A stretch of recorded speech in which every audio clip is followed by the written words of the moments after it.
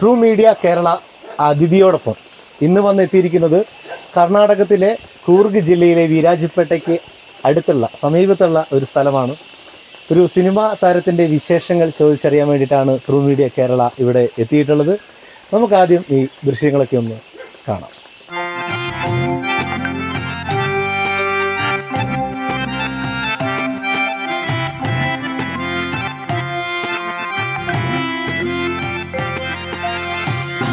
പെറ്റൊരു നാളില് എന്നമ്മി മടഞ്ഞൊരു കിടുകുണ്ടേ, പുക കൊള്ളിച്ചതു വച്ചിട്ടുണ്ടെന്നമ്മി പെറുമ്പം പൊള്ളയ്ക്കായ്, അമ്മി പെറുമ്പം പൊള്ളയ്ക്കായ്.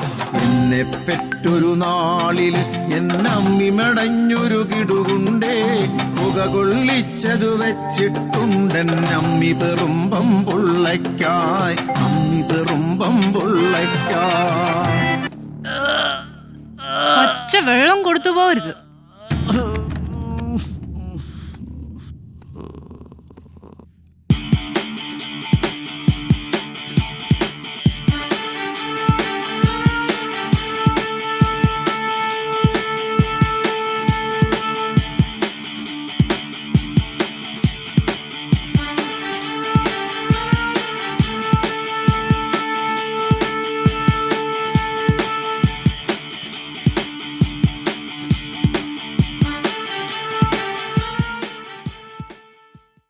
അതിഥിയോടൊപ്പം true media കേരളയോടൊപ്പം ഇപ്പോൾ ഉള്ളത് നമ്മൾ കേരളവും കടന്ന് കർണാടകത്തിലാണ്. ഞാൻ ആദ്യം ഇൻട്രോയിൽ പറഞ്ഞതുപോലെ തന്നെ മറ്റാരുമല്ല, മലയാള സിനിമയിൽ ഏകദേശം ഒരു 8ഓളം സിനിമകളിൽ അഭിനയിച്ച പ്രിയങ്ക നാരായൺ വീരാജ്പേട്ട കൂർഗ് ജില്ലയിൽപ്പെട്ട വീരാജ്പേട്ടയിലാണ് താമസം. അപ്പോൾ നമസ്കാരം ആദ്യം തന്നെ. അപ്പം നമ്മുടെ ഈ ഒരു കർണാടകത്തിലെ കന്നഡ ഭാഷ സിനിമകളിൽ നിന്ന് മാറി മലയാള ഭാഷയിൽ 8ഓളം സിനിമകൾ ചെയ്തിട്ടുണ്ട്. എങ്ങനെയുണ്ട് നമ്മുടെ ഈ ഒരു അഭിനയത്തിലേക്കുള്ള ആ ഒരു യാത്ര എന്ന് വെച്ചാൽ എൻ്റെ അമ്മേൻ്റെ സ്വപ്നമായിരുന്നു ആ ഒരു നടിയാവണമെന്നും. എന്ന് വെച്ചാൽ എൻ്റെ അമ്മ ഒരു കലാകാരിയായിരുന്നു. കുഞ്ഞുകാലം മുതലേ ഡാൻസറായിരുന്നു. അതുകൊണ്ട് കവിത എഴുതുമായിരുന്നു. അങ്ങനെ എൻ്റെ മനസ്സിലൊന്നും ഉണ്ടായില്ല. എൻ്റെ മനസ്സിലുണ്ടായിരുന്നത് എനിക്കൊരു IAS ഓഫീസർ ആവണം, എനിക്ക് സോഷ്യൽ വർക്ക് ചെയ്യണം, ഒരുപാട് ആൾക്കാർക്ക് വേണ്ടി നല്ലത് പ്രവൃത്തി ചെയ്യണം എന്നൊരു മൈൻഡ് സെറ്റായിരുന്നു എനിക്കുണ്ടായിരുന്നത്. പക്ഷേ എന്താ പറയുക, സമയത്തിനനുസരിച്ച് ദൈവം എഴുതി വെച്ചിട്ടുണ്ടാവുമല്ലോ നമ്മൾ ഇങ്ങനെ ആവണം, ഇങ്ങനെ ആവാൻ പാടില്ല. എന്നാൽ എൻ്റെ റൂട്ട് എന്ന് വെച്ചാൽ സിനിമേനെ പറ്റി ഞാൻ ഒരു കാലത്ത് പോലും ചിന്തിച്ചിട്ടില്ല. സിനിമകൾ കണ്ടാൽ പോലും എനിക്ക് ഈ സിനിമ എന്താ അതിനെപ്പറ്റി അറിയണം എന്നുള്ള ചിന്തയെ എനിക്ക് ഉണ്ടായിട്ടില്ല. ഞാൻ പഠിക്കാൻ പഠിക്കുന്നു വന്നു. പക്ഷെ ഞാൻ മാർഷൽ ആർട്ടിസ്റ്റ് പഠിക്കുക, മാർഷൽ ആർട്ടിസ്റ്റാണ്. എൻ്റെ അച്ഛന് ഇഷ്ടമുണ്ടായിട്ട് ഞാൻ 4 വയസ്സായപ്പോൾ കരാട്ടെ സ്കൂളിൽ കൊണ്ടുപോയി വിട്ടു. അവിടെ നിന്ന് അത് മാത്രം ഉണ്ടായിരുന്നുള്ളൂ. പിന്നെ ഡാൻസും പാട്ടും എൻ്റെ അമ്മേൻ്റെ കയ്യിൽ തന്നെ. അപ്പോൾ പാരമ്പര്യമായിട്ട് കിട്ടിയതാണ് നമ്മൾ ഈ കല എന്ന് പറയുന്നത് തന്നെ അല്ലേ? സത്യം. അപ്പോൾ മലയാളത്തിൽ ഏതൊക്കെ സിനിമകളാണ് ചെയ്തിട്ടുള്ളത് പ്രിയങ്ക? മലയാളത്തിൽ നീരവം, ദർശനം, സഹ്യാദ്രിയിലെ ചുമന്ന പൂക്കൾ, കാവതി കാക്ക എന്ന കുറേ മൂവീസ് ഉണ്ട്. ഫസ്റ്റ് ഞാൻ വന്നത് ഷോർട്ട് മൂവിയിലായിരുന്നു.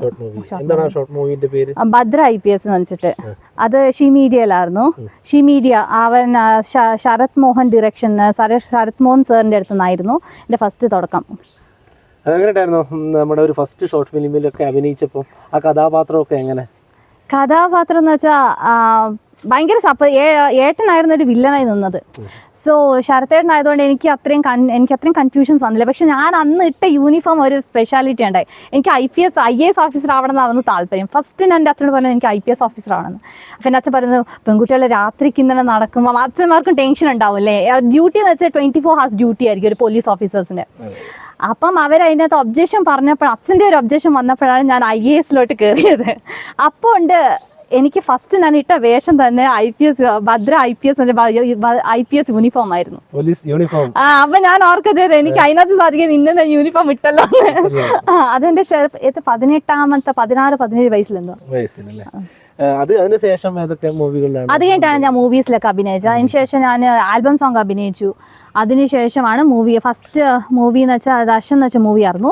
വിജയകുമാർ ആയിരുന്നു സാറായിരുന്നു എന്നെ ഫസ്റ്റ് ഇൻട്രൊഡ്യൂസ് ചെയ്തത്. ഫസ്റ്റ് ഞാൻ കണ്ട ഡയറക്ടർ എന്ന് വെച്ചിട്ടുണ്ടെങ്കിൽ KK ഹരിദാസ്, ഷീ മീഡിയ തന്നെയായിരുന്നു. പക്ഷേ എന്നെ ഫസ്റ്റ് മൂവിയിലേക്ക് കൊണ്ടുവന്നത് വിജയകുമാർ സാർ. അതിനുശേഷം നീരവം എന്ന മൂവിൻ്റെ ഓഡിയോ ലോഞ്ചാണ് ഫസ്റ്റ് നടന്നത്. അപ്പൊ അതിനകത്തൊക്കെ ഭംഗിയായിട്ട് നല്ല എക്സ്പീരിയൻസ് ആയിരുന്നു ചെയ്തു. ഇപ്പൊ ഇത്രയും സിനിമയൊക്കെ ചെയ്തപ്പോൾ ഏത് ഡയറക്ടർ കൂടെ വർക്ക് ചെയ്തപ്പോഴാണ് ഒരു നല്ല ഒരു പോസിറ്റീവായിട്ടുള്ളൊരു താല്പര്യമൊക്കെ തോന്നിയത്? എനിക്ക് എല്ലാ ഡയറക്ടേഴ്സും ഒരേപോലെ എനിക്ക് ഭയങ്കരമായിട്ട് കംഫർട്ടബിൾ ആയിരുന്നു. അവർ സ്ക്രിപ്റ്റ് പറയുകയാണെങ്കിലും ഡിറക്ഷൻ തുടങ്ങുന്നതിന് മുമ്പ് എനിക്ക് കൺഫ്യൂഷൻസ് ഉണ്ട്, അവർ ക്ലിയർ ആക്കി തരാമെന്ന്. അപ്പം എനിക്ക് ഒരാളെ മാത്രം എടുത്ത് പറയാൻ പറ്റില്ല. എന്താണെന്ന് വെച്ചാൽ ഇപ്പോഴും എനിക്ക് എൻ്റെ ഞാൻ അഭിനയിച്ച എല്ലാ മൂവിയത്തെ ഡയറക്ടേഴ്സും എൻ്റെ കൂടെ ഇപ്പോഴും അത് അത്രയും ഒരു എന്താ പറയുക, അന്ന് ഞാൻ കുഞ്ഞി കൊച്ചും തൊട്ട് ഇന്ന് വരെ 18 വയസ്സ് 17-16 വയസ്സെന്ന് വെച്ചാൽ മൈനർ അല്ലേ, ആ വയസ്സും തൊട്ട് ഇന്ന് വരെയുള്ള ഡയറക്ടേഴ്സ് എല്ലാവരും എൻ്റെ കൂടെ എന്താ പറയുക ഇപ്പോഴും വിളിക്കും. എൻ്റെ അമ്മയ്ക്കാണ് നമ്പറുള്ളത്, എനിക്ക് നമ്പറില്ലേ. അപ്പം എൻ്റെ അമ്മയെ കോൺടാക്ട് ചെയ്ത് എന്നെ വിളിക്കും, എന്നോട് സംസാരിക്കും. അപ്പം എനിക്ക് ഒരാളെ മാത്രം പറയാൻ പറ്റില്ല, അവരെന്നെ ഇപ്പോഴും എല്ലാ മൂവീസിലോട്ട് ഇനി എടുക്കുക. എന്തെന്നാ ഇപ്പം ഞാൻ അഭിനയിക്കാൻ പോണ മൂവീസിനകത്തും അവരുടെ മൂവീസ് തന്നെ കുറേ ഉള്ളതും. അപ്പോൾ ഇനിയിപ്പോൾ ഒരാളെ പേര് മാത്രം എടുത്ത് പറഞ്ഞുകൊണ്ടേ ബാക്കിയുള്ളവർക്കാർക്ക് ഒരു സങ്കടം വേണ്ട എന്നുള്ളത് അല്ലല്ല, അങ്ങനെയല്ല, നമ്മുടെ മനസ്സിനകത്തുണ്ടാവല്ലേ സർ. എന്തെന്നാ നമുക്ക് ഒരാളെന്ന് വെച്ചാൽ നമുക്ക് അച്ഛനും അമ്മയും എന്ന് പറയുമ്പോൾ നമ്മുടെ അച്ഛനും അമ്മയും, നമ്മൾ വേറെ വീട്ടിൽ പോകുമ്പോൾ അച്ഛനും അമ്മയും എന്ന് പറയുമ്പോൾ നമ്മുടെ അച്ഛനും അമ്മേൻ്റെ തുല്യമായി അവർ വരും. പക്ഷേ എന്താ പറയുക, നമ്മൾ ഡയറക്ടേഴ്സ് നമ്മുടെ പ്രൊഫഷണൽ ഫീൽഡിൽ നമുക്ക് അങ്ങനെ തോന്നത്തില്ല. ഒരു ദിവസം കണ്ടു ഒരു ദിവസം പോകുന്നു, പക്ഷേ അവരെല്ലാവരും ഒരേപോലെ ആയിരിക്കും പേര്. എനിക്ക് കിട്ടിയ എക്സ്പീരിയൻസ് വെച്ചാൽ അവരെല്ലാവരും ഒരു മകളെ പോലെയാണ് കണ്ടത്. അപ്പം എനിക്ക് ഏതാ ബെസ്റ്റ് ഏതാ പറയാൻ പറ്റില്ലല്ലോ. നല്ലതാണ്, ഒരു ആർട്ടിസ്റ്റ് ഒരു നല്ലൊരു കലാകാരിക്ക് ഏറ്റവും കൂടുതൽ വേണ്ടത് അതാണ്, എല്ലാവരെയും ഒരേപോലെ കാണുക എന്നുള്ളതാണ്. അതോടൊപ്പം തന്നെ പ്രിയങ്ക ഇപ്പോൾ ചെയ്തതിൽ സിനിമയിൽ ഏറ്റവും ഒരു ഇഷ്ടപ്പെട്ട കഥാപാത്രം ഏതാ? ഇഷ്ടപ്പെട്ട കഥാപാത്രം എന്ന് വെച്ചാൽ നമുക്ക് അഭിനയിച്ച് ഞാനൊരു കാര്യം പറയാം, എനിക്ക് തൃപ്തി വന്നതെന്ന് വെച്ചാൽ ഞാൻ ഒരു ക്യാരക്ടർ എടുക്കുമ്പം ഞാൻ ആ ക്യാരക്ടറെ മാറുന്നു. ആ സമയത്ത് എനിക്ക് ആ ക്യാരക്ടർ ഏറ്റവും മുഖ്യമാണ്. ഇതുവരെ ചെയ്ത ക്യാരക്ടേഴ്സിനകത്തും എനിക്ക് അത്രയും വലിയ ആ ക്യാരക്ടർ തന്നെയായിരുന്നു നോക്കുമ്പോൾ എനിക്ക് നീരവ് എന്ന് വെച്ച മൂവിനകത്ത് എനിക്ക് കുറച്ച് ഇമോഷണൽ ഡെപ്ത് ഉണ്ടായി. എനിക്ക് ഇമോഷണൽ ഡെപ്ത് വേഗം വരുമെന്ന് എനിക്ക് മനസ്സിലായത് അന്ന്. ഞാൻ എൻ്റെ ചിരിക്കണ മുഖം ആയതുകൊണ്ട് ഫസ്റ്റിൽ എനിക്ക് ഡൗട്ട് ഉണ്ടായി, ദൈവമേ ഇമോഷണൽ സേർ തന്നിട്ടുണ്ടല്ലോ, എനിക്കിത് വർക്കൗട്ട് ആവോ, ഞാൻ കരയണം, വർക്കൗട്ട് ആവോ. പക്ഷെ എനിക്കത് വർക്കൗട്ടാണ്. സാർ പറഞ്ഞപ്പോഴാണ് സാർ എന്നോട് ചെയ്യുമോളെ എന്ന് പറഞ്ഞ് സപ്പോർട്ട് ചെയ്യുമ്പോൾ എനിക്ക് തന്നെ വന്നുപോയി. അപ്പോൾ എനിക്ക് മനസ്സിലായത് എനിക്ക് കരയാൻ പറ്റും. അപ്പോൾ ആ മൂവിക്ക് ഒരു പ്രാധാന്യമുണ്ട്. എന്ന് വെച്ചാൽ എനിക്ക് എൻ്റെ ഉള്ളിലുള്ള കഴിവ് എനിക്ക് ഒരു വശം കൂടെ മനസ്സിലാക്കി. എന്ന് വെച്ചാൽ എനിക്ക് ചിരിച്ചോണ്ടിരിക്കുന്ന മുഖത്ത് കരച്ചിൽ വരുമോ എന്നുള്ള ഡൗട്ട് എനിക്കുണ്ട്. വീട്ടിലാണെങ്കിൽ കരയുന്ന ഇതൊന്നും ഇല്ലല്ലോ, എപ്പോഴും ചിരിയുള്ള വീടാകുമ്പം എനിക്ക് ആ ഡൗട്ട് ഉണ്ടായി. ആ ഡൗട്ടിന് ക്ലിയർ ആക്കിയത് ആ മൂവിയായിരുന്നു. അത് ആ കഥാപാത്രമാണ്. ഇപ്പോൾ അഭിനയത്തിൽ മാത്രമല്ല നല്ലൊരു പാട്ടുകാരി കൂടിയാണ് നമ്മുടെ പ്രിയങ്ക. അപ്പോൾ നമ്മുടെ പ്രേക്ഷകർക്ക് വേണ്ടി ഒരു പാട്ടൊക്കെ പാടിയിട്ട് നമുക്ക് ബാക്കിയുള്ള വിശേഷങ്ങളൊക്കെ ഒന്ന് ചോദിച്ചു പോവാം. Okay okay. ദൂരെ ദൂരെ പൂമരം പൂത്തുലഞ്ഞ പൂമരം ഭൂമിക്കഴക മനസ്സിന് കുളിര് പൂത്തുലഞ്ഞൊരീ പൂമരം ദൂരെ ദൂരെ പൂമരം പൂത്തുലഞ്ഞ പൂമരം അറിവിന്റെ സ്നേഹം വാനോളമെവിടെ നൽകുമെന്നും ഈ പൂമരം ദുഃഖശലഭങ്ങളെ വാനിൽ പരത്തി സ്നേഹം ചൊരിയും ഈ പൂമരം ദൂരെ ദൂരെ പൂമരം പൂത്തുലഞ്ഞ പൂമരം മണമുള്ള കനിയിൽ മധുരം നുകരുമീ കുയിലുകളായി നാം പാടുന്നു മതിമറന്ന ഇവിടെ പാടുന്നു വിസ്മയലോകത്തിൽ അത്ഭുതം സൃഷ്ടിച്ച വർണ്ണച്ചിറകുകളിവിടെ ആനന്ദ നൃത്തമാടുന്നു ദൂരെ ദൂരെ പൂമരം പൂത്തുലഞ്ഞ പൂമരം ഭൂമിക്കഴക മനസ്സിന് കുളിര് പൂത്തുലഞ്ഞൊരീ പൂമരം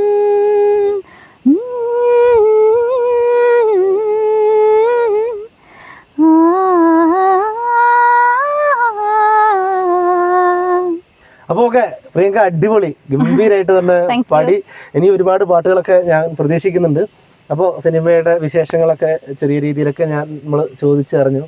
അതോടൊപ്പം തന്നെ പ്രിയങ്കയുടെ പഠനമൊക്കെ എവിടെയായിരുന്നു, എങ്ങനെയായിരുന്നു? പഠനം ഞാൻ LKG സ്കൂളിങ്സ് എല്ലാം റോട്ടറി സ്കൂളിലായിരുന്നു, വിരാജ്പേട്ട് തന്നെയാണ്. വിരാജ്പേട്ട് 10th വരെ. അതിനുശേഷം നമ്മുടെ ഇവിടെ +2, +1, സ്കൂളിംഗ് അല്ലല്ലോ, കോളേജ് അല്ലേ, അത് കാവേരി കോളേജിലായിരുന്നു. കാവേരി വിരാജ്പേട്ട് കാവേരി കോളേജിലായിരുന്നു. അവിടെ തന്നെയായിരുന്നു ഡിഗ്രി ഫൈനൽ ഇയർ പഠിക്കുമ്പോഴാണ് എൻ്റെ എന്താ പറയുക ഈ സിനിമയിലോട്ട്, അതിന് മുമ്പായിരുന്നു എൻ്റെ സിനിമയിലുള്ള എൻട്രി. ഞാൻ 2nd ഇയറിലോ 1st ഇയറിലോ എന്തോ പഠിക്കുമ്പോഴാണ്. അതിനുശേഷം ഫൈനൽ ഇയർ പഠിക്കുമ്പോൾ ഞാൻ സിനിമയിലോട്ട് എൻട്രി. അതിന് മുമ്പ് ആൽബം സോങ്ങും എന്താണ് ഷോർട്ട് ഫിലിമും ഒക്കെ ആയിരുന്നു. ഫൈനൽ ഇയർ ഒക്കെ ആയപ്പോഴാണ് ഫൈനൽ ഇയർ തുടക്കത്തിൽ തന്നെ തുടങ്ങി 2 വർഷത്തിനുള്ളിൽ തുടക്കത്തിൽ തന്നെ തുടങ്ങിയിട്ടായി. അപ്പോൾ എങ്ങനെയുണ്ട് നമ്മുടെ വീട്ടുകാരുടെ സപ്പോർട്ട്? കലാകുടുംബമാണ്, വീട്ടുകാരുടെ സപ്പോർട്ട്, അതോടൊപ്പം തന്നെ കുടുംബാംഗങ്ങളുടെയൊക്കെ സപ്പോർട്ട്, കൂട്ടുകാരുടെ ഫ്രണ്ട്സിന്റെ ഒക്കെ സപ്പോർട്ടൊക്കെ എങ്ങനെ ഈ അഭിനയത്തിലൊക്കെ വന്നപ്പോൾ? ഫ്രണ്ട്സുകളുടെ സപ്പോർട്ട് എന്ന് വെച്ചാൽ അവരൊക്കെ നല്ല സപ്പോർട്ടീവാണ്. പിന്നെ രണ്ടാമത്തെ കാര്യം, എനിക്ക് ഒരുപാട് ഫ്രണ്ട്സ് ഒന്നുമില്ലേ, കയ്യിൽ എണ്ണാൻ പാകത്തിന്റെ ഫ്രണ്ട്സ് ഉള്ളൂ. അവരൊക്കെ എന്താണെന്ന് വെച്ചാൽ എന്നെ വിളിക്കണമെങ്കിൽ എൻ്റെ അടുത്ത് സംസാരിക്കാൻ എനിക്ക് നമ്പർ ഇല്ലല്ലോ, എൻ്റെ അമ്മേൻ്റെ ഫോണിലായിരിക്കും അവരൊക്കെ ഉള്ളത്.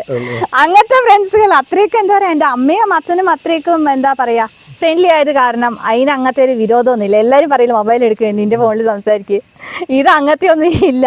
അവരുടെ മൊബൈലാണ് എനിക്ക് എപ്പോഴും തരും. ഓക്കെ, എനിക്ക് അവർക്കറിയാം എനിക്ക് എന്ത് വേണം, എത്ര വേണം എത്ര വേണ്ട എന്നുള്ള കാര്യമൊക്കെ അവർക്ക് എന്താ പറയുക, ഞാനൊരു പരിമിതി വച്ചിട്ടുണ്ടെങ്കിൽ ഒരു ലിമിറ്റേഷൻസ് ഉണ്ട്, അത് അവർക്കറിയാം. അതുകൊണ്ട് അവർക്ക് എന്തെന്നാ ഞാൻ അവരോട് പറയും എനിക്ക് മൊബൈൽ വേണ്ട, പറഞ്ഞാണ് എൻ്റെ ജീവിതം. അവരുടെ സപ്പോർട്ട്, അവർക്ക് അമ്മ ഓൾറെഡി ഒരു കലാകാരിയാണ്.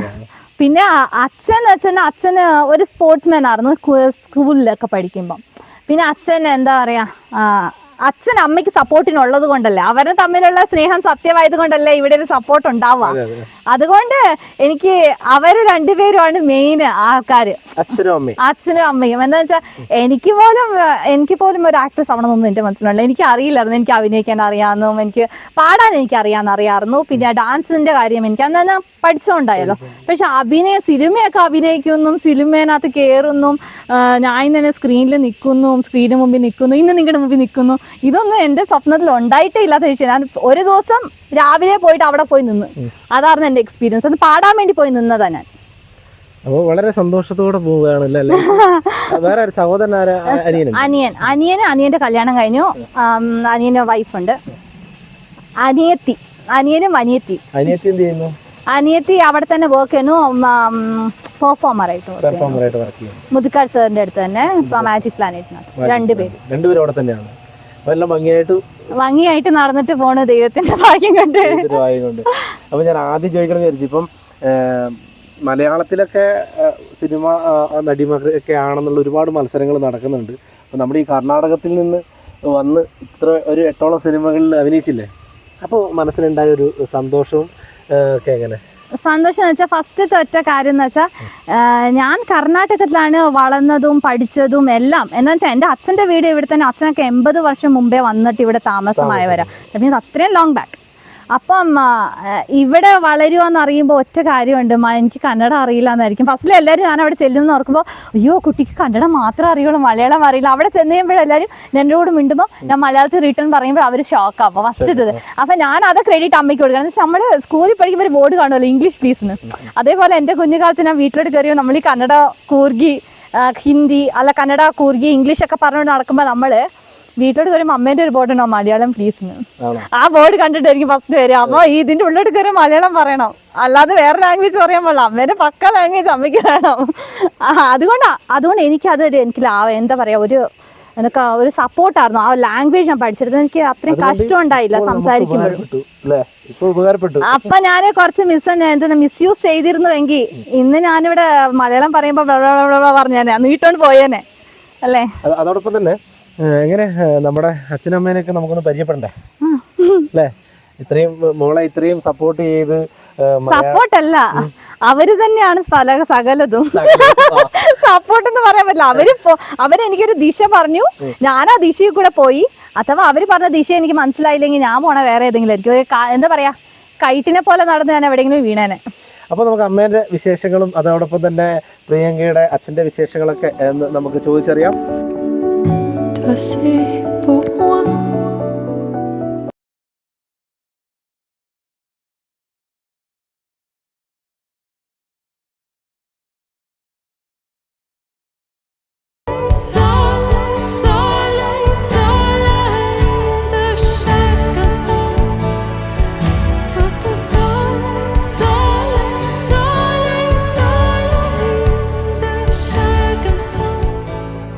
നമ്മുടെ സിനിമാ താരം പ്രിയങ്കയുടെ അച്ഛനും അമ്മയാണ് ഇപ്പോൾ നമ്മോടൊപ്പം ഉള്ളത്.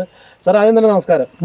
അപ്പോൾ വളരെ അമ്മ നമസ്കാരം. നമസ്കാരം. അപ്പം വളരെ നല്ലൊരു സ്ഥലമാണ് ഈ ഒരു സ്ഥലം എന്ന് പറയുന്നത്. കാപ്പിത്തോട്ടത്തിന്റെ നടുവിൽ ഒരു വീട്, ആ വീട്ടിൽ നിറയെ കലാകാരന്മാരും കലാകാരികളുമായി ഉള്ള ഒരു കുടുംബം. വളരെ സന്തോഷമുണ്ട്. പ്രിയങ്ക ഒരുപാട് കാര്യങ്ങളൊക്കെ നമ്മോട് സംസാരിച്ചു. അച്ഛൻ്റെ അമ്മയുടെ സപ്പോർട്ടാണ് ഇത്രയും ഒരു മലയാള സിനിമയിൽ ഇത്രയും ഒരു സിനിമയിലൊക്കെ അഭിനയിക്കാൻ വേണ്ടി സാധിച്ചെന്നൊക്കെ പറഞ്ഞു. എങ്ങനെയുണ്ട് മോളുടെ ഈ ഒരു കലാരംഗത്തെ പ്രവർത്തനങ്ങളും കാര്യങ്ങളൊക്കെ? നല്ലോണം പോയിക്കൊണ്ട് നല്ലോണം പോയിക്കൊണ്ടെന്ന് പപ്പ കൊണ്ടുപോകുമല്ലോ. അപ്പൊ പിന്നെ പപ്പ മുന്നേ പോകുമല്ലോ, അപ്പൊ ഞങ്ങൾ പുറകെ പോകുമല്ലോ. അപ്പൊ നല്ലോണം പുറകെ വരുന്നുണ്ടെന്നാണ് ഈ പറഞ്ഞു വരുന്നത്, മനസ്സിലായോ? അല്ലാതെ ഇപ്പൊ മുന്നേ ഇങ്ങനെ ഒരാൾ പോയിക്കൊണ്ടിരിക്കുക, അപ്പൊ പുറകെ ഞങ്ങൾ പോകുമ്പോ നല്ലോല ഉണ്ടല്ലോ, നമ്മൾ തെറ്റിപ്പോണില്ലല്ലോ. അതാണ് നല്ലോണം പോയി കല അഭിനയത്തോടൊക്കെ താല്പര്യം തോന്നാനുള്ള ഒരു കാരണം എങ്ങനെയാണ്? അമ്മ കലാകാരല്ലേ, ഡാൻസ് അല്ലേ? ഡാൻസ്, പിന്നെ കവിത ഇതെല്ലാം എഴുതും. അച്ഛൻ എന്താണ് ചെയ്യാറ്? ഞാൻ സ്പോർട്സ് മാത്രം, ഇതൊക്കെ ഉണ്ട്. സ്പോർട്സ് ആണല്ലേ? വളരെ ഭംഗിയായിട്ട് പോകുന്നുണ്ട്. നമ്മൾ അഭിനയിച്ച സിനിമകളൊക്കെ കാണുമ്പോൾ സന്തോഷം തോന്നും, വളരെ സന്തോഷമായിരിക്കും. മധുസാറിന്റെ കൂടെ ഇരിക്കുന്നതാണ് ഏറ്റവും വലിയ സന്തോഷമുള്ളത്. ഒരു സീനിനകത്ത് മധുസാർ ചെവിയിൽ പിടിച്ചിങ്ങനെ തിരുമുന്നുണ്ട് ഇവളുടെ, അത് നീരവെന്നുള്ള സിനിമയ്ക്കകത്ത്. അപ്പം അത് കാണുമ്പോ പപ്പയ്ക്ക് ഭയങ്കര ഇഷ്ടമാണ്. നിനക്ക് ആരെങ്കിലും ഒരാൾ തിരുമാൻ കിട്ടിയല്ലോ എന്ന് പറയും. അപ്പൊ നമ്മുടെ മലയാളത്തിന്റെ മഹാനടൻ സാറിന്റെ ഒക്കെ കൂടെ പേരക്കുട്ടിയായിട്ട് അഭിനയിച്ചു. അതൊക്കെ വളരെ സന്തോഷല്ലേ? പിന്നെ വനിത ചേച്ചിയുടെ മകളായിട്ട് പിന്നെ നീനാക്കുറുപ്പ്, അങ്ങനെ സിദ്ധരാജ് സാറിന്റെയും പിന്നെ നീനാക്കുറുപ്പിന്റെയും മകളായിട്ട് അയ്യപ്പനും വാതിരും എന്നുള്ള സിനിമയ്ക്കകത്ത് അയ്യപ്പന്റെ ആ ഒരു അനുഗ്രഹത്തോടെ മോൾക്ക് അവരുടെ ഒരു മകളാകാൻ വേണ്ടി സാധിച്ചു. അതൊക്കെ നമ്മൾ നോക്കുമ്പോൾ ദൈവം നമുക്ക് തരുന്നൊരു എന്താ പറയാ, നമ്മള് ദൈവത്തിന് മാത്രം പറഞ്ഞപ്പോൾ നമ്മളും പ്രവർത്തിച്ച്. പിന്നെ വിദ്യാഭ്യാസത്തിന് അത്രക്ക് മുന്നോട്ടും കൊടുത്തില്ല. സാർക്ക് ഭയങ്കര ഇഷ്ടമായിരുന്നു വലിയ ഇതാകണം, IAS IPS ഒക്കെ ആകണമെന്നായിരുന്നു. പക്ഷെ എനിക്കങ്ങനെയല്ല. ഇവർക്ക് മാർക്ക് എടുക്കുമ്പോൾ ഞാൻ ഇങ്ങനെ തിരിയുമായിരുന്നു. അപ്പം എല്ലാത്തിനും ഫസ്റ്റ് വരുമ്പോൾ ഭയങ്കര ഇഷ്ടമായിരുന്നു, എനിക്കിഷ്ടം ഉണ്ടായിരുന്നില്ല. അമ്മയ്ക്ക് ഫെയിൽ ആവണേ നമ്മ പ്രാർത്ഥനയായിരുന്നു. ഫെയിലായി പോയത് അമ്മേനെ കല്ലിലിട്ട് കിടാൻ പറ്റും, പാസ്സായി പോയാൽ അച്ഛന്റെ കയ്യിൽ പോകണം. അപ്പൊ ഇവര് തമ്മിലായിരുന്നു ഫൈറ്റ്. നമ്മള് മരിച്ചു കിടന്നാലും ചമഞ്ഞു കിടക്കണം, ചത്തു കിടന്നാലും ചമഞ്ഞു കിടക്കണം എന്ന് കേട്ടിട്ടുണ്ടല്ലോ.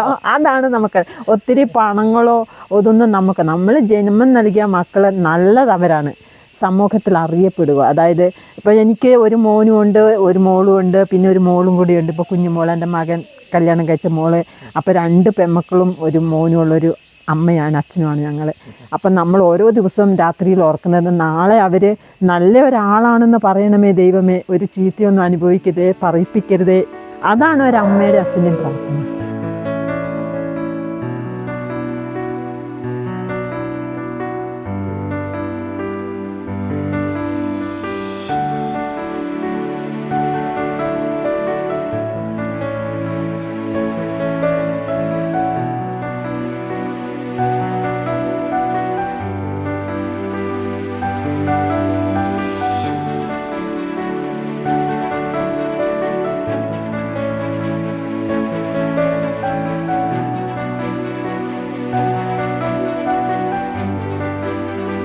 അപ്പോൾ പ്രിയങ്ക, അച്ഛൻ്റെ അമ്മയുടെ വിശേഷങ്ങളൊക്കെ നമ്മൾ ചോദിച്ചറിഞ്ഞു.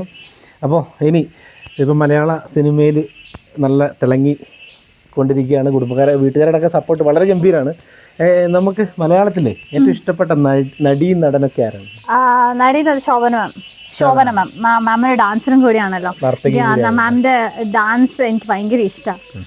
അതാണ് മെയിൻ കാരണം. രണ്ടാമത്തെ എന്ന് വെച്ചിട്ടുണ്ടെങ്കിൽ എനിക്ക് നടന്ന് വെച്ചിട്ടുണ്ടെങ്കിൽ എനിക്ക് എല്ലാ നടന്മാരും ഒരേപോലെ. അതിനകത്ത് എനിക്കൊരു കാര്യമുണ്ട്, ഇന്ന് ഞാനൊരു നടനെ കണ്ട ആ മൂവി കണ്ടതിന് പിന്നെ നെക്സ്റ്റ് മൂവി കാണുമ്പോഴല്ലോ എനിക്ക് ഇയാൾ സ്കിപ്പ് ചെയ്യാനാണ് തോന്നുന്നു, അങ്ങനത്തെ സ്വഭാവമുണ്ട്. പക്ഷെ എന്നാലും എനിക്ക് ഏറ്റവും കൂടുതൽ ഇഷ്ടം എന്ന് വെച്ചിട്ടുണ്ടെങ്കിൽ എനിക്ക് മോഹൻലാൽ സാറിനെ ഇഷ്ടം, മമ്മൂട്ടി സാറിനെ ഇഷ്ടം, പിന്നെ ദിലീപ് സാറിനെ ഇഷ്ടം, ഉണ്ണിമൂന്തൻ റീസെന്റ് ആയിട്ട്. ഇവരെയൊക്കെ എനിക്ക് ഇഷ്ടമാണ്. അവരെയൊക്കെ ഇവരുടെയൊക്കെ നായികയായിട്ട് തിളങ്ങാൻ സാധിക്കട്ടെ എന്ന് ഞാൻ ദൈവത്തിന് പ്രാർത്ഥിക്കുന്നത്, നമ്മൾ ആശംസിക്കുക കൂടിയാണ്. അതോടൊപ്പം തന്നെ മലയാള സിനിമയിൽ ഇപ്പോൾ തുടർച്ചയായി വന്നുകൊണ്ടിരിക്കുകയാണ്. നമ്മുടെ പ്രിയങ്കനെ സംബന്ധിച്ച് മാതൃഭാഷ എന്ന് പറയുന്നത് കന്നഡയായിരിക്കും അല്ലേ? രണ്ടും ഒന്ന് തന്നെ. നമ്മൾ പറയില്ലേ, ഞാനൊരു വാക്ക് എപ്പോഴും പറയും, എന്നോട് ഇവിടെ നിന്നാണെങ്കിൽ ചോദിക്കുമ്പോൾ മോളെ നീ ഇങ്ങനെ അവിടത്തെ അല്ലേ എന്ന് പറയുമ്പോൾ ഞാൻ പറയുന്ന ഒറ്റ കാര്യമുള്ളൂ, ഞാൻ ജനിച്ചത് വയനാട്ടിലാണ്. എന്ന് വെച്ചാൽ അവിടെ പ്രിയ നഴ്സിംഗ് ഹോം എന്ന് വെച്ചിട്ടുള്ള ഹോസ്പിറ്റലിനകത്ത് ബത്തേരിയിലാണ് എൻ്റെ ജനനം. എന്ന് വെച്ചാൽ എൻ്റെ അമ്മേൻ്റെ വീട് അവിടെയല്ലേ. അപ്പം എന്നെ അന്നോട്ട് കൊണ്ടുപോയി, ഞാൻ അവിടെ ജനിച്ചു. അവിടെ വാണി ഡോക്ടർ എന്ന് വെച്ചാൽ ഡോക്ടറായിരുന്നു എന്നെ ജനിപ്പിക്കാൻ നേരത്ത് ഉണ്ടായ ഡോക്ടറായിരുന്നു. അന്നേരം എൻ്റെ പേര് വന്നത് തന്നെ സെക്കൻഡ്സിലാണ്. ഞാൻ ജനിച്ചു കഴിഞ്ഞപ്പോൾ എൻ്റെ ഡോക്ടർ തന്നെ ഇട്ട പേരായിരുന്നു പ്രിയാന്ന്. അപ്പം അച്ഛൻ വന്നപ്പം പ്രിയാങ്ക അച്ഛൻ്റെ ഫ്രണ്ട്സുകളൊക്കെ കൂടിയിട്ട് കൊണ്ടുവന്നപ്പോൾ ടാലി ആയിപ്പോയി. അന്നേരം ഈ പേര് തന്നെ വന്നത്. ഡോക്ടർക്ക് അത്രയും പ്രിയപ്പെട്ടതായതുകൊണ്ടായിരിക്കാം പ്രിയ. അറിയില്ല, അപ്പൊ ജനിച്ചപ്പോഴത്തേക്ക് ആ ഡോക്ടർക്ക് എന്താ തോന്നിയെന്ന് തോന്നുന്നു. അങ്ങനെ എന്റെ പേര് അപ്പത്തന്നെ അവരോട് പോലും ചോദിച്ചില്ല പേരിടുന്നതിന്, ആ സ്വന്തം ഇട്ടു. അപ്പോൾ ഞാൻ ഈ മാതൃഭാഷ ഇപ്പോൾ കന്നഡ ആണോ എന്നറിയാൻ വേണ്ടിയിട്ടാണ് ചോദിച്ചത്. അപ്പോൾ കന്നഡവും മലയാളവുമാണ്. അപ്പോൾ കന്നഡത്തിൽ സിനിമകൾ ചെയ്യണമെന്ന് താല്പര്യം തോന്നാറില്ലേ? സിനിമകൾ എനിക്ക് വന്നിട്ടുണ്ടായി, പക്ഷെ എനിക്ക് പറ്റിയ ക്യാരക്ടർ എനിക്ക് വന്നായിരുന്നു. അതുകൊണ്ടാണ് ഞാൻ അതിന് ഒരെണ്ണം വന്നു, 1-2 വന്നു. പക്ഷെ ഞാനത് റിജക്റ്റ് ചെയ്തത്. ബിക്കോസ് റിജക്റ്റ് അല്ല, കഥകളൊക്കെ നല്ലതായിരുന്നു, പക്ഷെ എനിക്ക് കംഫർട്ടബിൾ ആവണമായിരുന്നു. അതുകൊണ്ടായിരുന്നു അത്. നല്ല നല്ല ഓഫേഴ്സ് വരുമ്പോൾ ഞാൻ എന്തായാലും കന്നഡത്തിൽ മാത്രമല്ല ബാക്കിയുള്ള ഭാഷയിൽ അഭിനയിക്കണം എന്ന് എനിക്ക് നല്ല താല്പര്യമുണ്ട്, തമിഴിലാണെങ്കിലും. അതോടൊപ്പം തന്നെ ഇഷ്ടപ്പെട്ട പുതിയ പ്രൊജക്ട് ഏതാ വരുന്ന മലയാളത്തിലും ഒക്കെ ആയിട്ട്? മലയാളത്തിനകത്ത് ഇപ്പം 1 മാർക്ക് എന്ന് വെച്ച മൂവി, പിന്നെ വേറെ 2-3 ഡയറക്ടേഴ്സിന് ടു ബി സ്റ്റാർട്ടഡ്, എല്ലാം തുടങ്ങാൻ വേണ്ടി ഇരിക്കണതാണ്. പിന്നെ മോഡലിംഗ് വർക്ക് ആണെങ്കിലും അതും തുടങ്ങാൻ വേണ്ടി ഇരിക്കണതാണ്. ഇവര് കുറച്ച് ബ്രേക്കിൽ നിൽക്കണമെന്നല്ല, ഒരു മാസം ബ്രേക്കാണ്. അത് കഴിഞ്ഞിട്ട് അടുത്ത മാസം ഷൂട്ട് തുടങ്ങും. അപ്പം നമ്മുടെ ഈ ഒരു സ്ഥലത്തെക്കുറിച്ച് വളരെ നമ്മളൊക്കെ നമ്മുടെ ടീം ഇങ്ങോട്ട് വരുമ്പോൾ വളരെ നല്ല സ്ഥലം, കാപ്പിത്തോട്ടത്തിൻ്റെ നടുവിൽ പ്രകൃതി സുന്ദരമായിട്ട് ഉള്ള നല്ലൊരു പ്രകൃതി കിണക്കുന്ന ഒരു വീട്, നല്ല ചെടികളും പുഷ്പങ്ങളും ഒരു ചെറിയൊരു കുളമൊക്കെ ആയിട്ട്. എങ്ങനെ നമ്മുടെ ഈ ഒരു സ്ഥലത്തിനെ കുറിച്ച് എന്താ പ്രിയങ്കയ്ക്ക് തോന്നിയിട്ട്? എനിക്ക് ഈ സ്ഥലം വിട്ടിട്ട് പോവാൻ മനസ്സില്ല. ഇവിടെ സൈലന്റ് ഒന്നാമത്തെ ശ്രദ്ധിച്ചിട്ടുണ്ട്. ഇവിടെ എന്താ പറയാ, രാവിലെ എണീച്ചാലെല്ലാം പക്ഷികളുടെ കിരക്കും, പിന്നെ എന്റെ പാട്ടും. ഞാൻ ഡാൻസ് പ്രാക്ടീസ് ചെയ്യുകയാണെങ്കിൽ എനിക്ക് ആരുടെ ശല്യമില്ല. സ്കൂളിൽ പിള്ളേരൊക്കെ പോയി കഴിഞ്ഞാൽ ഇവിടെ സൈലന്റാ. പിന്നെ ഇവിടെ ആകെ കുറച്ച് പിള്ളേർ മാത്രമേ ഉണ്ടാവും. അവര് പോയി കഴിഞ്ഞാൽ റോട്ടിൽ കൂടെ ആരും പോക്കത്തില്ല. അപ്പൊ എനിക്ക് ഇവിടെ നിന്നിട്ടാണ് ഡാൻസ് കളിക്കുക, എപ്പം വേണമെങ്കിലും കളിക്കാം. പിന്നെ അത് മാത്രമല്ല, നമ്മൾ ജനിച്ചു വളർന്ന വീട് എന്ന് പറയുമ്പം അതൊരു പ്രത്യേകതയുള്ളതാണ്. അപ്പോൾ അത് ഏട്ടനാണെങ്കിലും ഏട്ടൻ ജനിച്ച് വളർന്ന വീട് ഏട്ടന് മുഖ്യമാണ്. അത് വർണ്ണിക്കാൻ പറ്റത്തില്ലല്ലോ, നമുക്ക് ഒരിക്കലും പറയാൻ പറ്റില്ല. നമ്മൾ എവിടെയാണോ നിൽക്കണേ ആ വീട് നമുക്ക് ഏറ്റവും എന്താ പറയാ പ്രിയപ്പെട്ടതാണ്. പിന്നെ നമുക്ക് അവിടെ ഇട്ടിട്ട് പോകുന്നത് നമുക്ക് ചങ്കേടുന്ന പേടി. നമ്മളിവിടെ എന്താ പറയാ, അറ്റാക്ക് അവിടെ തന്നെ തുല്യമാണ്. അങ്ങനെ ഇവിടുത്തെ പ്രകൃതി സൗന്ദര്യം വർണ്ണിക്കേണ്ട കാര്യമില്ല. അത് നമുക്ക് ഈ ദൃശ്യങ്ങളിലൂടെ ഒക്കെ നമ്മൾ കണ്ടപ്പോൾ ആദ്യം തന്നെ നാടിന്റെ ഒരു ഭംഗിയൊക്കെ നമ്മൾ വളരെ ഗംഭീരമായിട്ട് കണ്ടു. അപ്പോൾ ഒരു പാട്ടും കൂടി പാടി നമ്മുടെ പ്രേക്ഷകർക്ക് വേണ്ടി ഒരു പാട്ടും കൂടി പാടി നമുക്ക് വൈൻഡപ്പ് ചെയ്യാം അല്ലേ? ഓക്കെ. കഴിഞ്ഞ ജന്മം നീ എന്നെ ഒരുപാട് സ്നേഹിച്ചതോ, അതോ നാം പരസ്പരം പ്രണയിച്ചതോ, ഈ ജന്മം കാത്തിരിക്കാം, നിൻ വരവിനായി കാതോർത്തിടാം. കഴിഞ്ഞ ജന്മം നീ വാക്കു തന്നോ, 100 ജന്മം ഞാൻ നിൻ സഖി മാത്രം. എവിടെയാണെന്തോ എന്താണെന്തോ എങ്ങനെ എന്നോ എൻ പ്രാണനാഥ, കേൾക്കുമോ എന്തോ അറിയുമോ എന്തോ നിൻ പ്രിയ സഖി പാടുന്നേ ഹൃദയതാളം. ദൂരങ്ങൾ താണ്ടി കാടുകൾ താണ്ടി നാം കണ്ടുമുട്ടുന്നവാ പുണ്യ നിമിഷം. ആ എന്നൊരക്ഷരം നിൻ കൈരേഖയാക്കി, ഞാൻ പോലും അറിയാതെ നീ എന്നെ സ്വന്തമാക്കി. പ്രിയമൊരാൾ വിളിക്കുന്ന ചെല്ല പേരോ, എൻ ചൂണ്ട വിരൽ ചൂണ്ടി നീ എന്നും പുഞ്ചിരിക്കും. എൻ്റെ ഓരോ സ്വപ്നങ്ങളും ഞാൻ നിനക്കായി നെയ്തു വയ്ക്കാം. എന്നെ ഓരോ ദുഃഖങ്ങളെ കനവിലെങ്കിലും നീ അറിയുമോ, 100 ജന്മങ്ങളെല്ലാം നിനക്കായി മാത്രം. ഈ മാന്തോപ്പുള്ള വീട്ടിൽ ഞാൻ കാത്തിരിക്കാം. എന്നെ നിന്നെ പോലെ നീ എവിടെയോ നിൻ സഖി എന്ന എന്നെ കാണാൻ നിൻ കണ്ണുകൾ തേടുന്നുവോ കാറ്റു തന്നെ താളമിടുന്ന ഈ രാഗത്തിൽ തുള്ളി തുള്ളിയായി മഴ നൃത്തമാടിടുന്നു നാം ഇരുവർ ചേരുന്ന നിമിഷം വാനവിൽ നമുക്കായി തീർക്കുമല്ലോ ഏഴു വണ്ണം ഒരുപാട് സ്നേഹത്തോടെ ജീവിതകാലം നിൻ തോളോടു നീ എന്നെ തീർക്കുന്ന നിമിഷങ്ങളിൽ കാത്തിരിപ്പിനി കഥ പറയുവാൻ ശലഭങ്ങൾ വാനിലേക്കു ചിറകുകൾ വീശുന്ന നിമിഷങ്ങളിൽ നിനക്കു മാത്രമായി പാടിടാം ഞാൻ ആരും കേൾക്കാത്ത ഈ ഗാനത്തെ നിന്നെ വാനോളം പാടി പുകഴ്ത്താം അതിലേറെ ഞാൻ സ്നേഹിച്ചിടാം 100 ജന്മങ്ങളെല്ലാം നിനക്കായി മാത്രം എൻ ഹൃദയവാതിൽ ഞാൻ തുറന്നു വയ്ക്കാം കാറ്റോ മഴയോ നിളം തെന്നലോ വന്ന് ഞാൻ നിനക്കായി പാടുന്ന ഈ ഗാനത്തെ അവർ നിൻ കാതിൽ മൂളിടുമോ നാം ഇരുവരെ അവർ ചേർത്തിടുമോ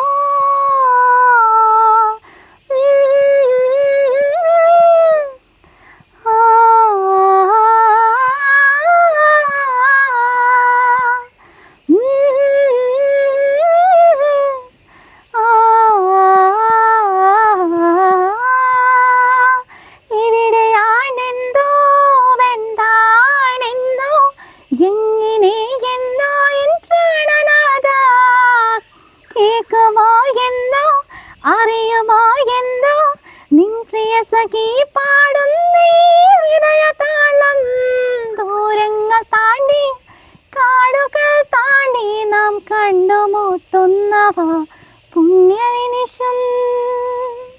ഓക്കെ, അടിപൊളി, ഗംഭീരം, താങ്ക് യു. നല്ല ഗംഭീരമായിട്ട് പാടി. ഇപ്പോൾ നമ്മുടെ +1 പഠിക്കുന്ന സമയത്തല്ലേ എഴുതിയതല്ലേ?